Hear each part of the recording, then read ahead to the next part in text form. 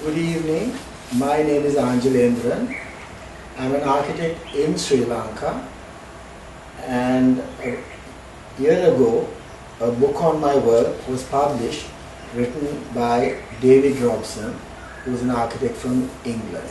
A-levels in 1969, and I think that I became an architect purely by accident. It wasn't by design. At that particular moment of time, one got engineering, and I did do engineering for 3-4 months. It was horrible, right? And then it was decided that I would try and do architecture, and it was like actually going into some place where I felt I belonged.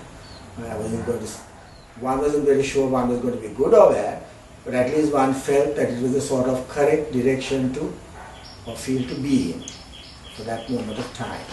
Well, I essentially studied. I studied at Royal College, Colombo.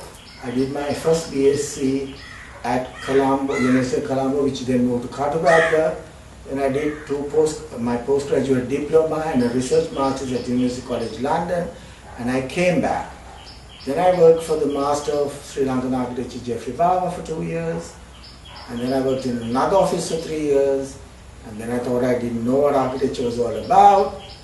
So I did errands for Jeffrey Bava for 10 years for no pay, for about 40 hours a week. But in that process I learned architecture.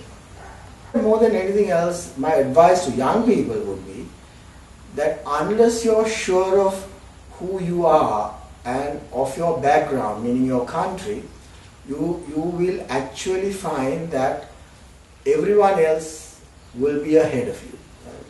I think that in Sri Lanka, for instance, we have a good history of architecture, and it has continued right with people like Andrew Boyd, Minna De Silva, Jeffrey Bava, Ulrich Presner. There's been a continuity onto a younger generation now, right, due to various factors. But it means that we can be proud of being ourselves and not anybody else. As soon as you want to be somebody else, you actually lose it.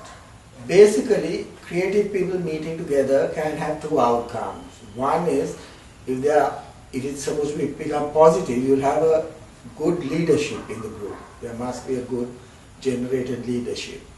If there's no such leadership, it can sort of cancel each other and in sort of Sri Lankan Sinhalese terms become a sort of Kopi Kade, Kapala, Bipala, Jolly Karapala. So, so you could have both outcomes. It depends on the group, the members, and the leadership that promotes it.